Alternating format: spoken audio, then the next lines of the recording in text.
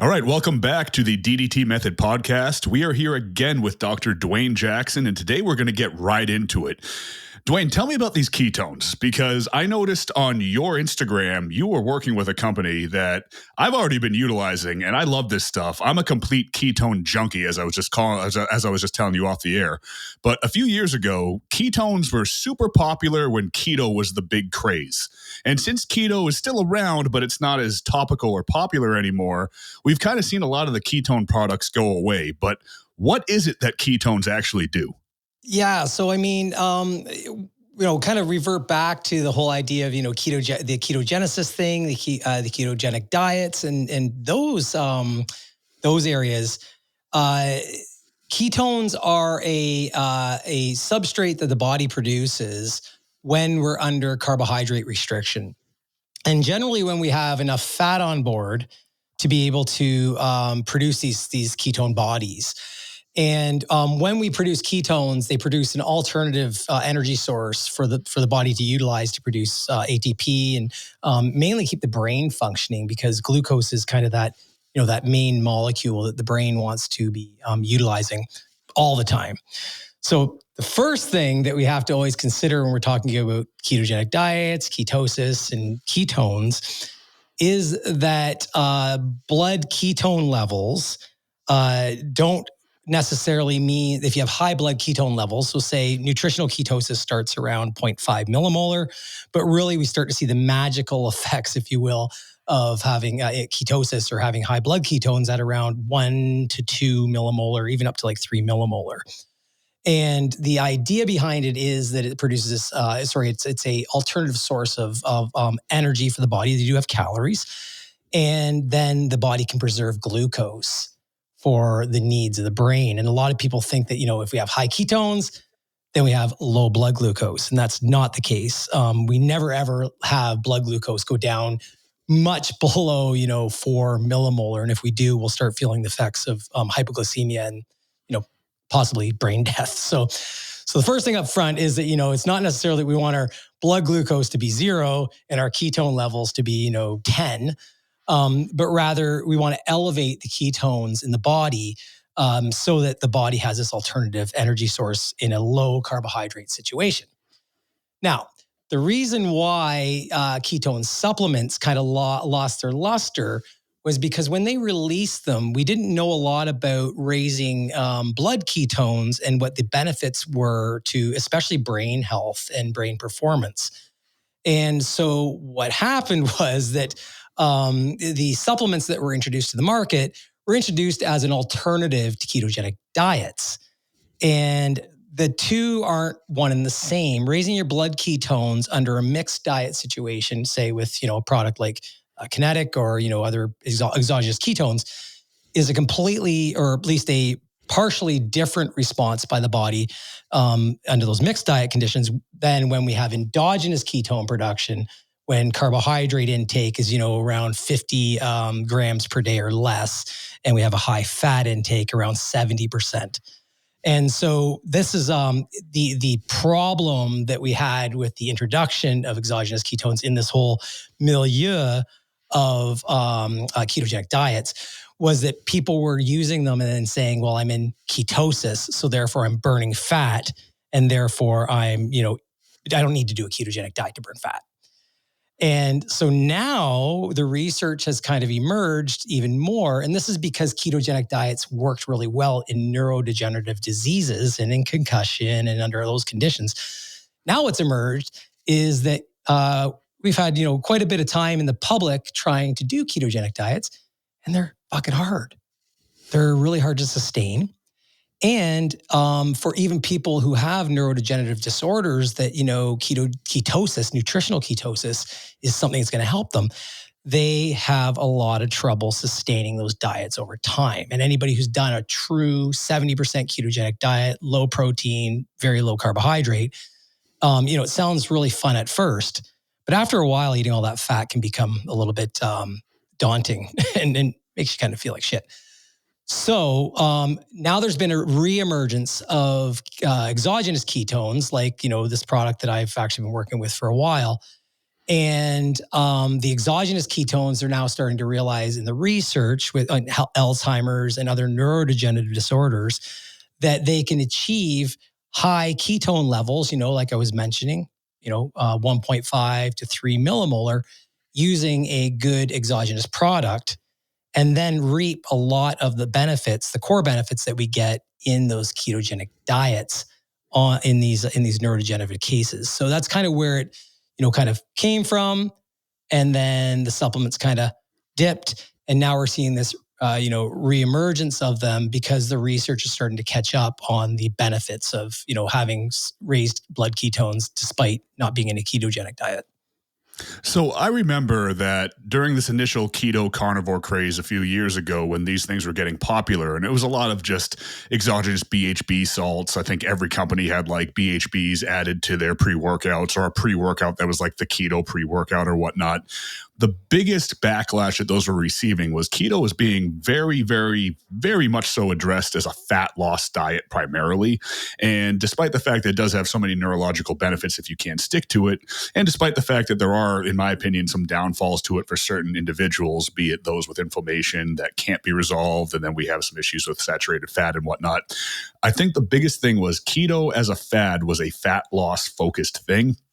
And then it kind of came out that, okay, we want endogenous ketones being released because in that case, we're breaking down our body fat for energy, in which case we're probably burning body fat. In fact, we definitely are. But if you're supplementing with exogenous ketones, then you're putting ketones in and thus negating the purpose of breaking down your own fat to get the ketones, which makes sense to me in terms of it not being a great fat loss agent. So you can't drink one of these and just automatically start burning body fat. However, what you're saying is the new information coming out is that rather taking it in as opposed to being in ketosis, just taking it in whether or not you're eating carbohydrates, you're adding in this energy source that's primarily fueling the brain, but also just fueling ATP in general. So this is just extra energy that is going to benefit us in a plethora of ways. What are some ways that we would introduce this? Like, do I introduce this as a pre-workout? Can I take it in post-workout to kind of fight off that brain fog? Can I take it before bed? Like, when do I take this to actually get the most optimal results? Yeah. So first, to reiterate what you said about the burning fat thing. Yeah, absolutely. That's where the fitness industry went with it, right? And so the funny part is that you might not even be burning body fat half the time when you're on a ketogenic diet because it really depends on calorie restriction still. And so it's funny because you're actually burning the fat that you're eating. If you're eating a 70% fat diet and you're producing ketones, if you are not in a calorie deficit, then you aren't burning body fat. And so, there's no magical, physics manipulation that we can do, whether it's exogenous or endogenous ketones. Now, where do these things now seem to be making their way into the fitness industry as exogenous ketones? So when we talk about things like pre-workout, they work wonderfully in the pre-workout state, especially on those who are limiting carbohydrates. And so, if we're looking at people that are, dieting, for example, if you're getting ready for a bodybuilding show or just getting ready for the beach, then if you're pulling from the carbohydrate pool to create a calorie restriction, yet you still have them on board, then a keto drink pre-training, post-training even, is going to help carry you through the afternoon so you don't get these, lulls in energy that we would normally see when our carbohydrate stores become depleted. And for that matter, our glycogen stores in the liver and in muscle start to become depleted over time. So we don't have anywhere to release it from, the glucose. Then we can get into some exogenous ketones, and then that'll pick up that energy system like you were just talking about. Now, what about ketones being used like before bed? Because I'm starting to read a little bit about using them before you go to sleep to kind of fuel the brain, or is that a recovery-based thing? Does it have to do with like BDNF? How's that working? What's that doing? Yeah, so this is a really neat one because this is just emerging, and you're a smart guy, Drew, for keeping on top of that. Yeah, so imagine that, like a drink that we use for energy now can promote decreases in sleep latency, so how long it takes you to go to sleep, and also promote REM and deeper sleep during this time. And that research is actually just starting to emerge. There are some effects they do know on the ketones with BDNF and a number of different neurotropic factors.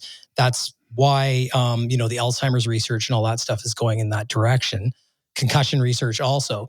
But there's really no definitive mechanisms for why sleep is improved, except for maintaining energy balance. And that's what I would probably say works the best for. And again, especially in these like fasted states or states where we've already been depleting carbohydrates over time, it provides just another pathway for us to actually be able to stimulate the energy production systems in our body, mitochondrial stuff, but also be able to provide the brain with nutrient so that it's not, trying to complete gluconeogenesis through the liver to make, our amino acids into sugars so that we can, maintain blood glucose. So the key is really it's going to be a glucose sparing mechanism that we have. And now we know that and I don't know if you've done this, but if you drink it before sleep, there actually is quite a really remarkable effect on your sleep quality. I've definitely been doing a can of this every night before I go to sleep. It's one way to kind of blunt my appetite a little bit, because in case I'm getting hungry, I don't want to eat anything before bed because that'll disrupt my sleep. But then based on all that research, I was like, all right, let me give this a shot. And I've actually seen a direct correlation in my HRV, which I track almost neurotically. So it's shot up quite a bit since I started doing that. So huge benefits there. Now tell me a little about this dual fueling type of concept that's going around now, because we're seeing a lot of research on cyclists that are using glucose pre-workout or using some sort of carbohydrate intake, and then they're actually taking the exogenous ketones on top of that. Is your body able to use both of these things at once, or is it picking and choosing based on the energy system you're using? What's going on there? Yeah, so we got to kind of break it down physiologically, because there's not a lot of experimentation that's been done on long distance runners, cyclists, endurance sport athletes in terms of what's occurring. But it makes sense in these sports where we're under very, very high glycolytic flux. So a lot of breakdown of carbohydrates, glycogens being, utilized at a very high rate, and we're staying in aerobic metabolism. Then it makes sense that if we start raising blood ketones in the face of the loss of this glucose, that we can then have an alternative fuel source as we start to shift over from, aerobic glycolytic stuff where we're breaking down glucose over to ketogenic mechanisms for producing ATP. And so at any given time, the two energy systems likely won't be, running in tandem, but rather you'll be undergoing a shift over from, heavily aerobic breakdown of glycogen over to ketones. So it's just kind of like when using ketones in endurance sports, it's generally what I consider a background of safety net for energy. This works really, really well in athletes that don't like to use, like, say, gels, like energy gels and whatnot, while they're in competition, due to, like, gastrointestinal upset and these kind of things. A lot of athletes that I work with will actually like enjoy utilizing ketones.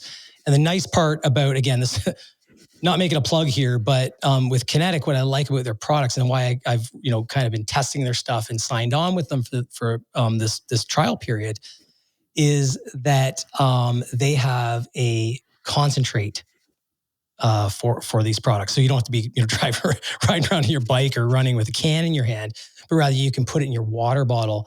And if you're a biohacker or you like to measure things, then it's really cool because you can actually test out, and I'm going to be doing this actually this week in a post, but you can test out how your body responds to what exogenous ketone levels in the blood, what works best for you. And so if you get a ketone meter, blood ketone meter, they're relatively cheap now. I use a Keto Mojo. I have no affiliation with them. But and you get your, you test where you want your ketone levels to be. Mine, I feel it around 1 to 2, like I said, millimolar. Usually 1.5, I feel really, really good. That way you'll know how much to put in your water bottle when you're doing your endurance events to maintain those ketone levels, at least partially throughout that performance. So essentially what we have is we have a way to significantly augment that glycolytic system. Is this going to do anything to, let's say, your ATP phosphocreatine system or any of your like fast twitch explosive work? Is it kind of working in the background there? Or is that really coming into play for more of your endurance stuff and more kind of like a brain fueling aspect? Yeah. So the latter, not the former. So generally speaking, right, unless unless we're doing a lot of hill work and doing it under, doing like basically blasting, uphill and then cruising down that hill to kind of get the oxygen debt caught up in that energy system, we're not going to be using a whole hell of a lot of phosphocreatine during these long endurance sports. The only way you'll ever be using it at any level is really, getting out of the gate, so to speak, or doing a sprint to the finish line. Cool thing is, though, that if you have enough energy substrate in general, whether it be glucose, ketones, whatever it may be, that you will preserve your phosphocreatine status throughout, because you won't be shifting into those fast twitch fibers early because you've exhausted your slow and your slow twitch fibers too much. So endurance is the key. Ketones work really, really well for those endurance effects. And they're really, like I said, and like you've said, they're just another macro. They're another, energy source. So that said, I was going somewhere with that very purposefully, and I think your answer kind of led us right in the direction where I wanted to go. Would a strength-based athlete, let's say power lifter, strongman's different because there is some endurance that's involved there, which I believe would make this very applicable. But for somebody that's training primarily for strength, would the application of ketones be beneficial in terms of preserving that ATP phosphocreatine system and their ability to utilize that substrate while kind of cleaving off any sort of brain fog or any sort of undue glycolysis that they might kind of dip into? Is there application for ketones in strength sports? Yeah, they're mostly just the brain effects. And to be honest, because phosphocreatine, runs its own pathway, and it's very, very quick, right? It's just a very simple metabolic equation, right? We're just cleaving off phosphate and adding it back on to ADP and creating ATP. Then there's really, I wouldn't consider there any real crossover between the exogenous ketones and having enough phosphocreatine on board. So in other words, it ain't going to replace taking creatine monohydrate. On the other side of the coin, though, from a performance perspective with the whole brain thing, absolutely. And what's lovely about it is what we've just talked about is that you can take a ketone drink, and everybody's different, but I haven't met many people that haven't tried using exogenous ketones, or at least good ones, that haven't said, wow, I noticed much more clarity. Okay. But the key here is really that utilizing the ketones to get the brain in the game is going to be something that's going to then drive performance much better. So then you can actually deplete the phosphocreatine better because you're going to be using those sources at a much higher rate. So indirectly, it does benefit strength training. Everybody's a little bit different. Especially in strength training, it's going to benefit you if you're low carbohydrate, once again, which a lot of people, are when they are getting ready for a show or even just getting ready, like I said, for aesthetics for the beach. So if we looked at this from a fasting point of view, it's a great product to be using. You're not fasting because there are calories. However, you're not having a full meal with them. With that. So you can carry through your workout with some energy substrate on board despite being fasted or low carbohydrate. Now, as a kind of energy drink that makes you, more focused and everything else in the gym, the key to this whole thing is that whole HRV thing we talked about. So one thing with caffeine is, despite the fact that it increases performance, I've been addicted to caffeine numerous times in my life. There were times in my life where I was taking 400 milligrams 3 times a day. But here's the thing: is as we drive the sympathetic nervous system through stimulants in the workout period, it's really hard to get into that anabolic parasympathetic state afterward, especially with 400 milligrams of caffeine on board from a pre-workout. So why I really love Kinetic is, as I get older, feeling like a maniac after my workouts is not something I enjoy anymore. I used to love feeling charged all day. And it does not promote that repair recovery when we're in those, stressed states from stimulants. So ketones are lovely for that because you can be focused in your workouts, but not stimulated. Then when you're finished, you can roll right into a non-stimulated, relaxed state. And I notice it a lot with my HRV too. I measure it anally. Well, not necessarily anally, but on my wrist. Poor word choice. But yeah, so you will notice that you can actually get into that anabolic state much quicker in the post-workout period. Awesome. And I totally love this kind of exogenous ketone renaissance that we're in right now, because there's a ton of awesome information coming out and a ton of really great companies that are turning out really great products that make it really convenient as well. So it's really just kind of the ultimate energy supplement right now. But staying on the topic of energy supplements and ways to optimize performance, there's a lot of stuff coming out getting really popular right now in the peptide world. So tell me a little bit about some of these mitochondrial peptides that are gaining a lot of traction, because they're really complex. And I think we're in a place where we have a lot of cool information coming out, but a lot of people are going to be jumping onto these things without really understanding them. So what are mitochondrial peptides and what are they doing? And what are some of the ones that are giving us the most bang for our buck? Yeah. So this has become, we're kind of in a renaissance for the whole mitochondrial function thing right now too. And it's kind of neat. Just to kind of preface this, it's kind of interesting that we're on this, mitochondrial function thing, but at the same time, there's this big push for doing any cardio is evil for anything. It doesn't cause fat loss. It's gonna, you're gonna be overtraining if you walk too much.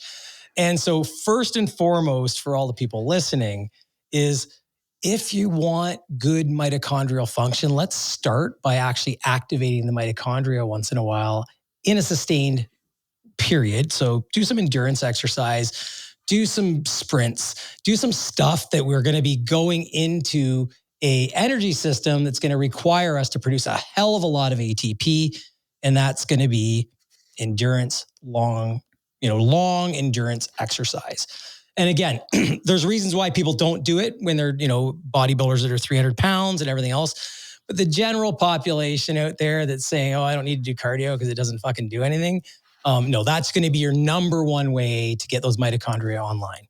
Now, as we age, mitochondrial function does naturally, so to speak, become an issue. And that's part of the aging process.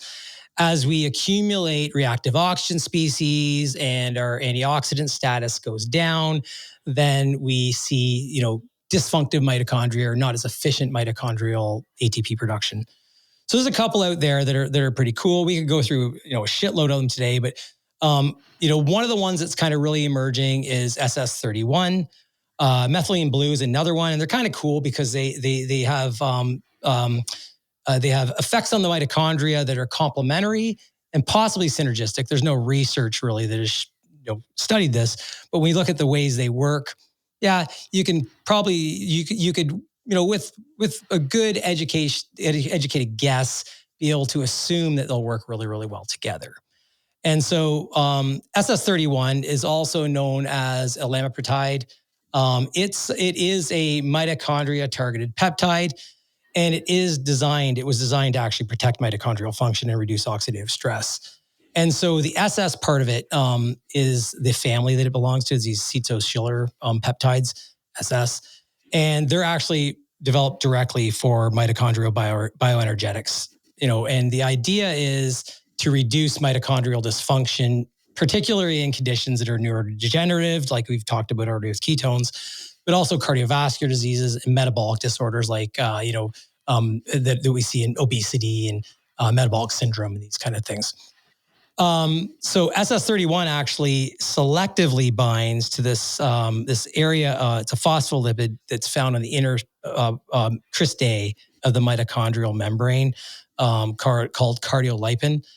And the binding of this then stabilizes the whole electron transport chain complexes, which is where, most of the ATP gets produced in the mitochondria, in this mitochondrial electron transport chain. And so the idea behind it is that it stabilizes the ETC complexes, and then it reduces reactive oxygen species, then improves ATP production in dysfunctive mitochondria. And then by protecting that oxidative damage, then SS31 protects mitochondrial function and decreases the amount of mitochondrial cell death that we see, or apoptosis. And that's why that's what we want to stop, because mitochondrial biogenesis, or the increases in mitochondrial density, are what we're looking for when we train, and especially train with endurance exercise. So it's kind of, you kind of look at it also as an indirect exercise mimetic. So the actual applications of this, it's been investigated in a number of different age-related disorders like cardiovascular disease, heart failure, ischemia, reperfusion injuries, neurodegenerative disease like Alzheimer's, Parkinson's, and ALS. There's been quite a bit studied in actual kidney diseases, which is close to home for me, especially in acute kidney injury, and then later on chronic kidney disease that we see, because we actually see reactive oxygen species go through the roof in these cases. There have been clinical trials done on SS31 at different dosages, depending on the conditions and everything else. And they've looked at, IV, subcutaneous administration in these clinical settings. And, I'm hoping the listeners on here are looking at the sub-Q stuff more so than they are like IV. It's getting it gets a little gnarly and a little close to, getting infection and stuff. So, the nice part about SS31 is it's well tolerated. Some of the, mild side effects people see are like any injection site reactions. They might get some transient headaches or dizziness. Some people have had nausea, reported it. Whether or not it's due directly to the drug or not, we don't know. And fatigue is one of them, which is, kind of contrary to what you would, expect from such a product or a drug. But there's been no real toxicity or adverse effects that I've ever seen in the literature anyway that have reported that. One thing that I find very, very interesting about SS31 in particular is in this emerging field of all this mitochondrial support that we have forthcoming, we have some products like, let's look at SLU PP332, for example, which is gaining a lot of traction as a very potent fat loss agent. Now, that one, I believe, works by increasing the spin of the mitochondria, thus making them just work more efficiently, cleave off energy, just really go through that process, which makes sense to kind of turn into a fat loss type product. Now, from what you're saying is, unlike something like SLU that's increasing that spin of the mitochondria and burning fat particularly fast, SS31 seems to be enhancing the integrity of the mitochondria, making it healthier by basically getting rid of those free radicals or those reactive oxygen species that are in there, but also strengthening the cell individually, which is why it has a wide application across your entire system. So are you saying with SS31, not only do we have this general enhancement in performance, but just enhancement in really any sort of mitochondrial dysfunction? And that said, if we're enhancing the function of the mitochondria in general, can't this peptide technically then make everything else you're taking work better? Well, yeah. I mean, okay. So to go back to when we look at the SLU stuff, not a whole hell of a lot of research on SLU, especially in humans. That's why I didn't pick that one. I know it's pretty popular. Tagging on the fat loss thing really makes things popular. You can tag fucking fat loss into any bioenergetic enhancing compound, and so. Even when we look at, things like tesamorelin, even though it's just another, GHRH, stimulator, so it's a growth hormone thing. People, have tagged it onto fat loss because it was tried in people with AIDS, HIV AIDS, and they had issues with fat deposition.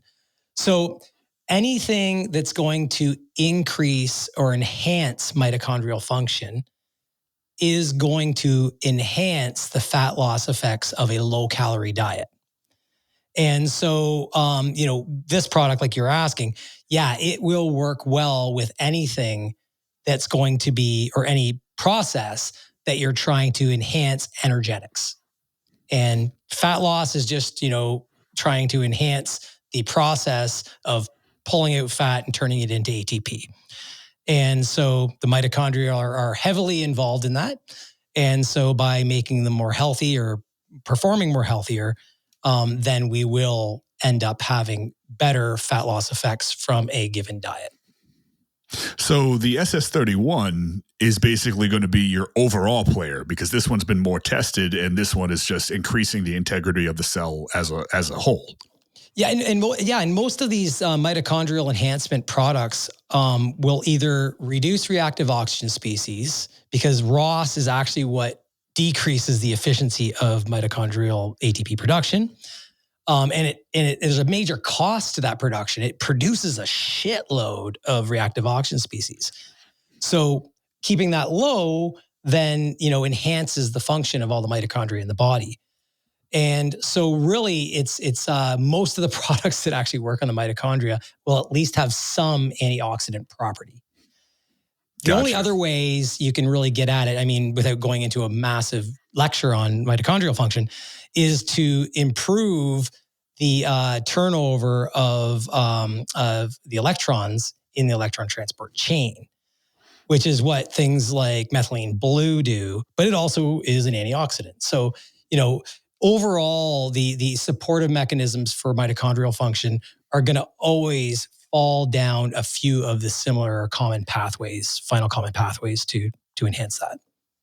Now, you just mentioned how methylene blue is working more on the electron transport chain. And you mentioned before how something like methylene blue can be used in conjunction potentially with an SS31. How does methylene blue work specifically, and how do these two things pair together potentially? Yeah, so methylene blue in low dosing, and we'll go through dosing at the end, but low dosing, it actually is a redox active compound. So it's so it actually, again, enhances mitochondrial function. It's neuroprotective because of that, and it has these antioxidant properties. So but it also works as an alternative electron carrier in the mitochondrial electron transport chain. And so by doing so, it increases the efficiency of these electrons as they jump down the chain to then spit off, mass amounts of ATP. So it reduces reactive oxygen species, so oxidative stress goes down. It enhances the cellular energy of ATP production, so ATP production can go a little more efficiently. And by doing so, it then supports the whole neuroprotection thing that we see, talked about a lot, the anti-aging effects for obvious reasons, and then the metabolic functions. Now, we're reading a lot too about methylene blue and just hyperoxygenation. How does that work? What's it doing with oxygen in the blood? In terms of like, you're talking about like greater oxidative stress? In terms of just general carrying of oxygen in general, because I've read a lot about methylene blue and its ability to kind of oxygenate the brain. Yeah. Okay. So that's the effect of methylene blue on basically our hemoglobin. And because it actually causes the transfer of methemoglobin to, actually productive hemoglobin that can bind oxygen and carry it to the tissue, and then bind carbon dioxide to carry it away to be breathed off, then that's actually one of the clinical applications of methylene blue, is to do this there's cases in they're relatively rare, but there's blood disorders that do not have that conversion. And so that's where that's kind of come from. Now, if we're not in a state of dysfunctive red blood cells, then there's a high chance that you're loading them anyway, very, very well, and they're getting carried around the body.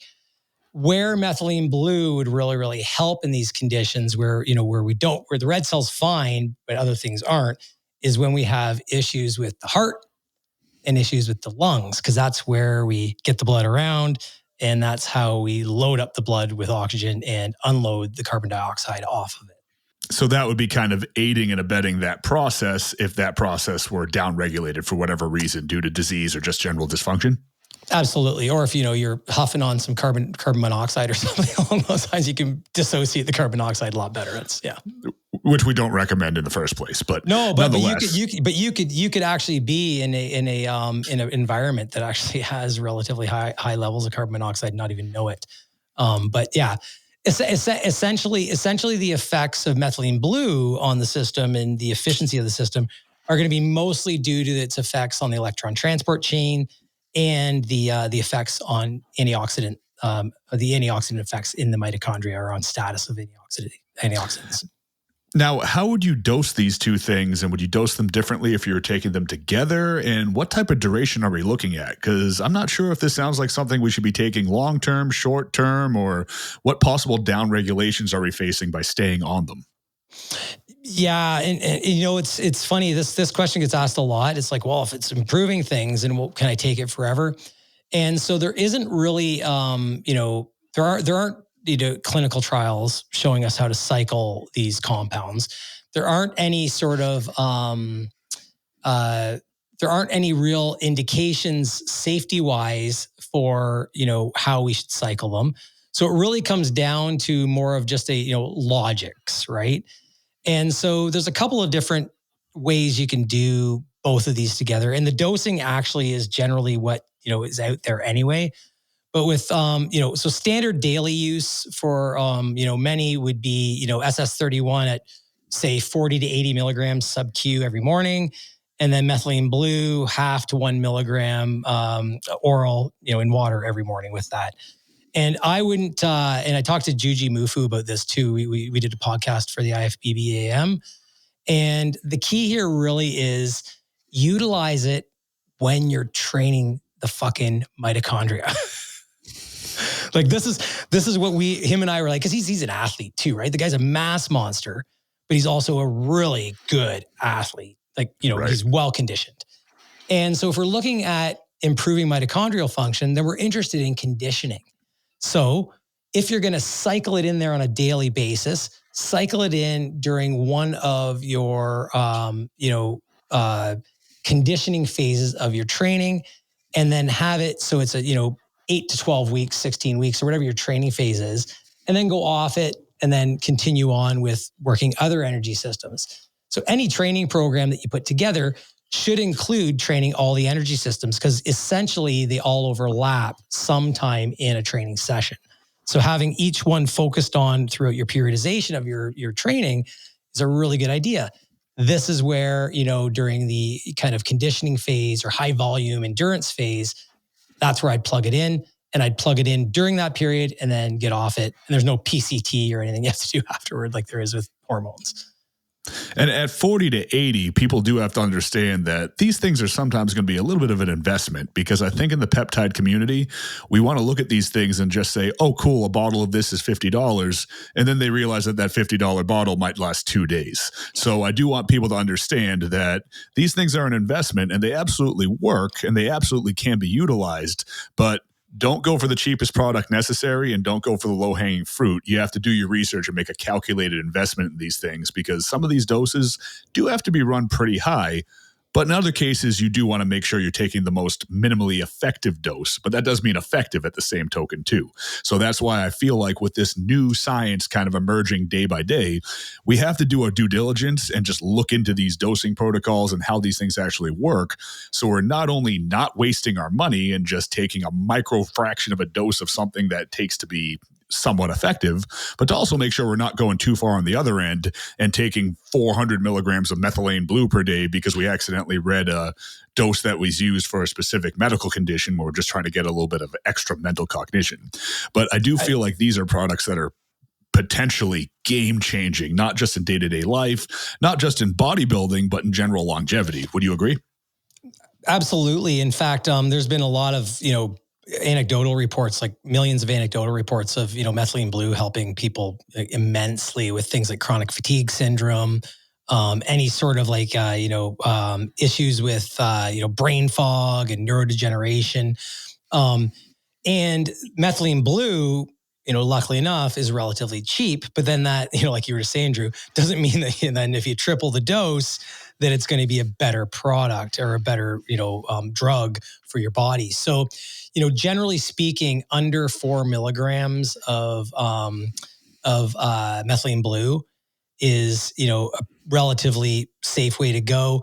You got to keep it under 50 for sure, because then you're going to start seeing the actual opposite effect on antioxidant status. You'll start to see oxidative effects with it. And I've done some posts on this. I've done tons of podcasts on this. But the dosing a methylene blue is always better on the lower end than it is on the higher end. And so, a lot of people see great effects with methylene blue at, half to even a milligram per kilogram oral a day. But then the problem is when we get up to a milligram per kilogram per day, depending on how heavy you are, we're going to be getting into those, those doses that are going to be causing opposite effects that you want to see. So I usually tell people, if you can keep your methylene blue in the, quarter milligram per kilogram range and lower, you're much safer and much better off. Definitely. Like with everything, start low, go slow, but make sure you're using effective doses at the same token. Now, What about some low-hanging fruit in terms of over-the-counter supplements that we can use to further push this process or maybe pair with these items? Yeah. So just one more thing on, first we'll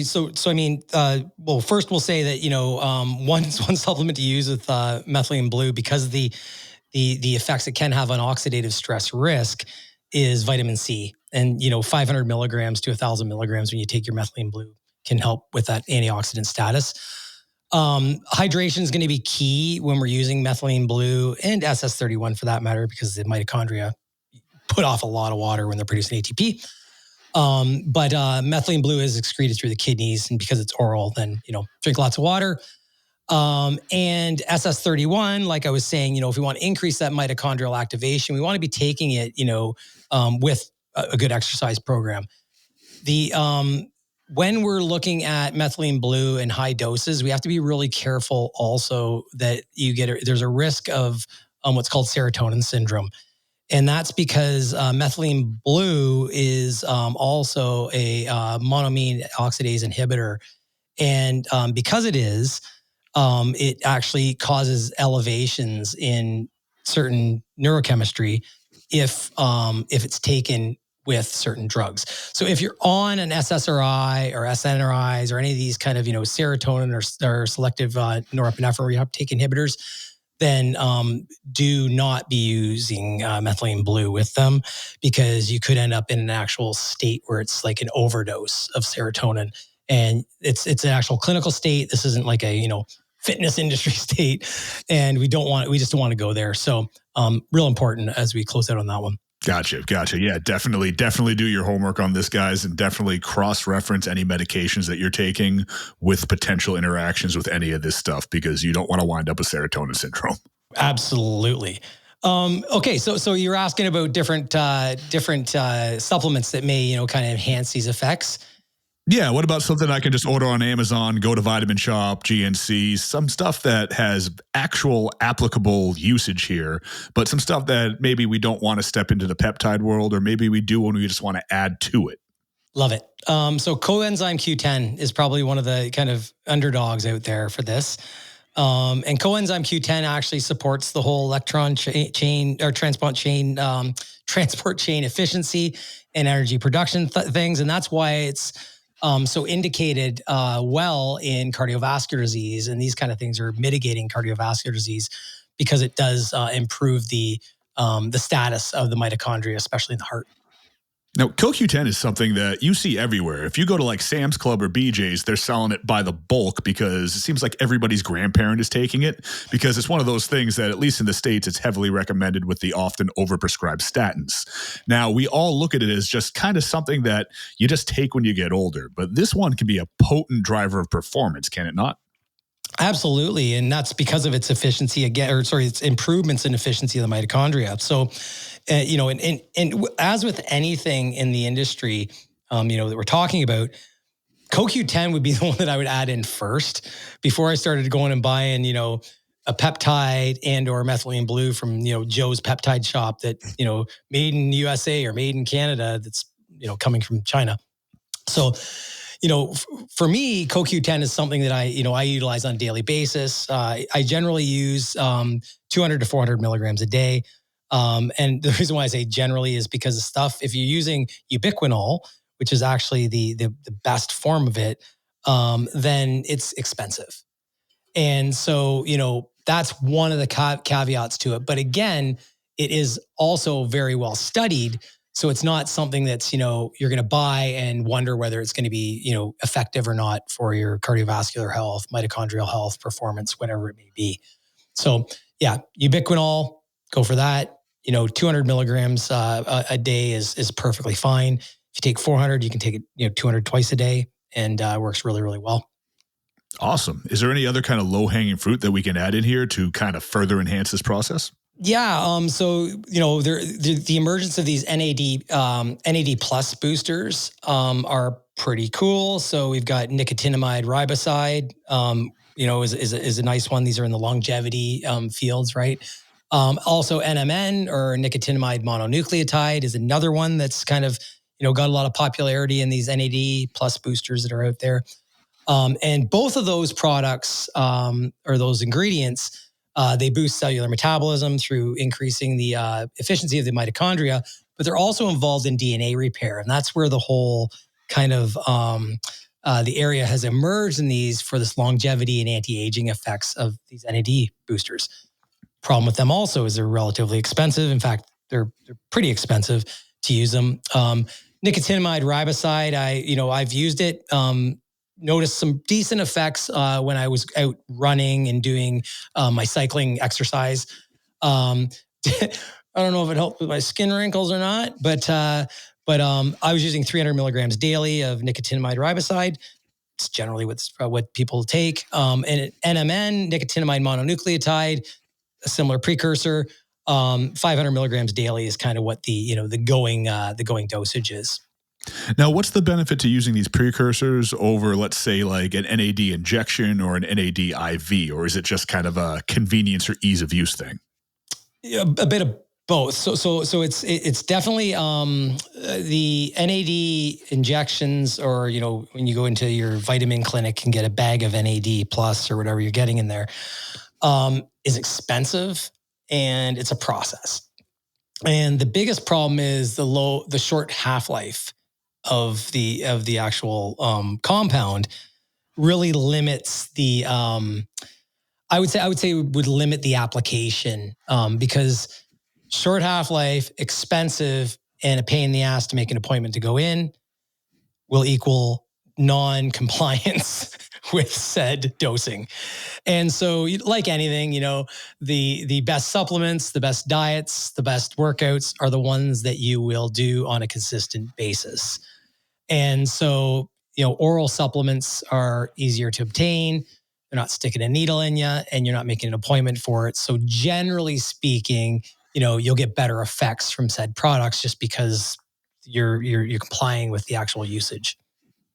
Now, like you said before, hopefully nobody is self-administering IVs at home. I mean, I'm married to a nurse practitioner. She could hook me up to technically anything if I bugged her enough, but even still, convenience-wise, I'm not going to bug her for that type of shit. I do have some NAD injections that I do utilize. I like to start the mornings of my off day with injecting some NAD+, injecting some glutathione, then going for a very calm, low heart rate parasympathetic walk for 20 to 40 minutes, walking my dog, something like that. Now, I did notice that at first, when I was taking, let's say, 100 milligrams of an NAD injection, if I inject that quickly, it feels like I'm dying for about 15 minutes. Like, what the hell is going on there? Is that something that's serious? Because these products are becoming more available on a lot of these research websites. And are we like almost killing ourselves if this is happening? What the hell is that reaction? Yeah. So a lot of times it's the vehicle that the NAD is in, or the compound is in. I mean, I'm going to equate this to, I'll equate it to say like trend cough. Okay. I don't know if you know. That's what it felt like. Yeah. Yeah. Okay. So, right. And so trend cough is the effect of the solvents that are used to dissolve the fucking cattle pellets that the people are making the trend from. How do I know that? Well, I was a bodybuilder in the early 90s, and back in like the late 90s, you had to make your own trend. You used to be able to actually get it. And so, you're playing with these solvents to dissolve this stuff, and it's really just kitchen sink science. So sorry to anybody out there that's running the peptide company or running their little underground lab. But the point is that a lot of times when we get these like feelings that we're going to die from some compound that we're using that shouldn't make us feel like we're going to die, it's usually the vehicle that's delivering it that's, giving us that feeling. So likely the vehicle. Now, there are some situations with the IV applications where in some of my consults with clinics and whatnot, they have to put the NAD into the infusion separately or very slowly. And they say it can cause some discomfort, like something, I believe it's heaviness on the chest or maybe tightness in the chest, shortness of breath, if it's administered too fast. Is there anything about having too much NAD loaded into your system too quickly that can cause an adverse reaction, or is it just like an unpleasant feeling? Yeah. And so that one, I don't have a good answer for you in it. However, basically that feeling that you get when it's like, I'm going to die in this region in here, it's usually because the injection goes in, especially when it's intravenous, and it reaches the alveoli in the lungs, a highly capillarized area where we load oxygen and unload carbon dioxide. And you have a bolus of it going through that doesn't have any red blood cells or anything there. Like doesn't have the hematocrit that we had before we put the bolus in. And so slow infusions of anything dilute the drug into the bloodstream. And then because it dilutes as it goes through the bloodstream, then the red cells and the white cells and everything else mix up with it. And we don't really cause massive drops in oxygen carrying compounds through the alveoli. It can also cause pulmonary constriction, like venous constriction and arterial constriction, which will then slow down the process of, moving that blood through the lungs. And that can give us kind of that heavy feeling because the heart and the lungs are working together to kind of oxygenate things and get it through the body. So yeah, that's, not a good feeling. Don't play with it. And it seems like I'm making a pretty good case myself to just stick to these precursors that are a little bit easier to administer. Because from what it sounds like, the precursors like your NR and your NMN seem to be kind of just as good at delivering the goods as far as like your NAD products go. Does that sound right? Yeah, especially some of the liposomal products that are out there, they work well because, they do increase the bioavailability of the oral compound. So yeah, and again, the research is really, really new in this area. But what's nice is you see the FDA in the US is actually starting to kind of put the clampers on some of these things, especially like the NMN and the NR, which then lets us know, even though all these theories and stuff, but it lets us know that the stuff is effective. And the nice part about when governing bodies do step in on things is that those things that we thought were working, that everybody doubted were working, do work. And when they do work, it's because they have a medicinal effect. And, anything that has a medicinal effect, whether you believe it's for, tax purposes or for whatever, doesn't matter. If it has a medicinal effect, then it can have also a consequence of overuse and everything else in there. So, the governing bodies step in. Cool thing is when they step in, like I said, then they have to have enough data behind them to say that this actually works consistently in numerous populations to help. It's that catch-22. If they start giving us shit, we know that's because it's something that's actually applicable. But then again, they're giving us shit, so it's going to be harder to get potentially. So yeah, potentially. I think the horse is out of the gate on these ones. To be honest, I think we're probably okay. Yeah, it'll be an interesting couple months, though, as this science continues to emerge and whatnot. Tell me a little bit about PQQ, because that's been around for a little bit, but it's getting more and more traction, particularly in the anti-aging community. So that's one we can go get anywhere. But what are the benefits of PQQ? Yeah, so I mean, in a nutshell, what's neat about PQQ, and actually in the face of the other supplements we've talked about, so the NAD Plus boosters, CoQ10, is it promotes a mitochondrial biogenesis, which I've talked about a little bit today, and that's increasing mitochondrial density. So the three compounds that we've talked about in terms of supplements hit the pathways differently, and PQQ being, like I said, in a nutshell, promoting the formation of new mitochondria and mitochondrial density. It actually is really cool because when we're training, again, pushing the mitochondria with endurance, When we're training, we then end up with a compound that then supports the density of the mitochondria, or these metabolic powerhouses. And generally speaking, PQQ is used at 20 to 40 milligrams daily. And I would say that any of these three products or compounds, supplement compounds, I would use them, around that kind of workout window. And that way, you're kind of supporting the efforts that you've had in the gym, but also then the recovery, because that's how mitochondrial density goes up throughout that kind of recovery period. And so if you were to, combine these three compounds or supplemental compounds with methylene blue and, any other mitochondrial enhancing product, in this case, we've talked about SS31, then you kind of have a really neat stack, if you will, for, driving healthy mitochondria and increasing that mitochondrial performance. And then by doing so, then, it should increase our longevity. And again, it should. The key here is, Drew, with all of the stuff that we talk about, it doesn't matter whether it's, friggin' hitting testosterone, nailing any supplement, trying to increase mitochondrial density, all this stuff won't unfuck a bad lifestyle. And this is what the biggest problem in the industry is right now, is that people are trying to find a way to go online, click, get their stuff, but and improve their, something that they've been messing up for 30 years.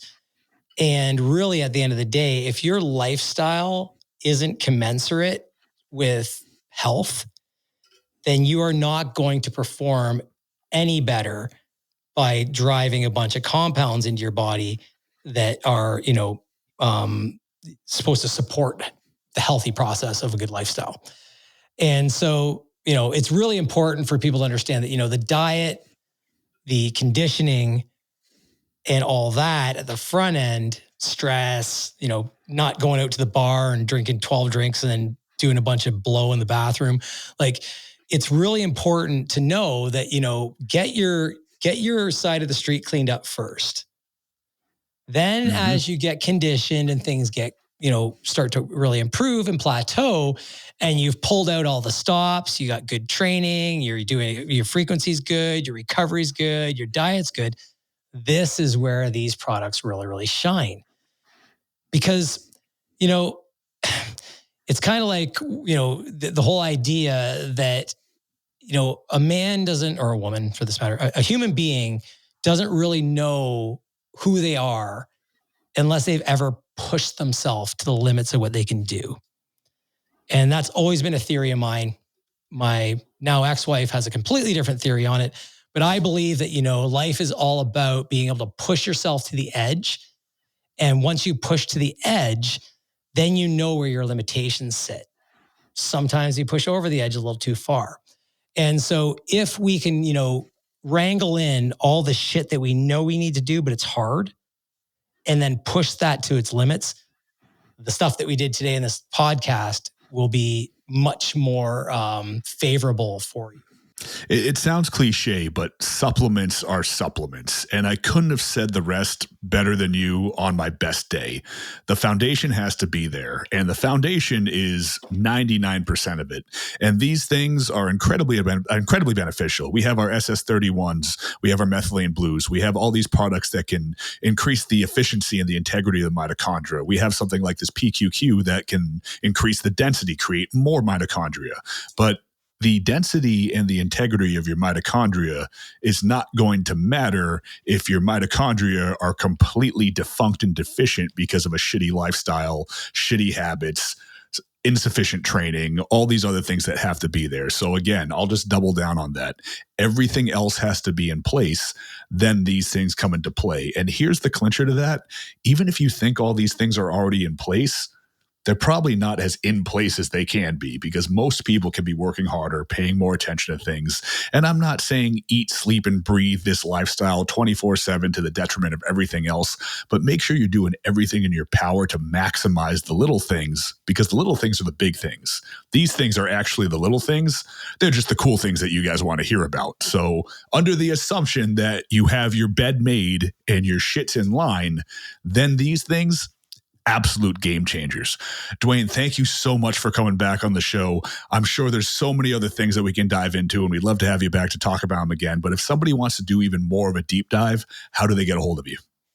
Yeah. So, I mean, the best way to get a hold of me is through Instagram. Just shoot me a DM. My handle is at @DRDNJackson. And if you want to book a consult, you can just hit my little thing in my bio, and that'll take you right to my calendar, and you can check that out. But thank you, Drew. I really appreciate you having me on, and it's always a pleasure to talk to you. You're such a knowledgeable dude, and you're nice and mellow. I like that. The pleasure is all mine, and the mellowness is a detriment and a strength at the same time, I suppose. Well, you can have some of my energy. Thank you so much, man. I'll talk to you next time. Thank you so much. Thanks, brother.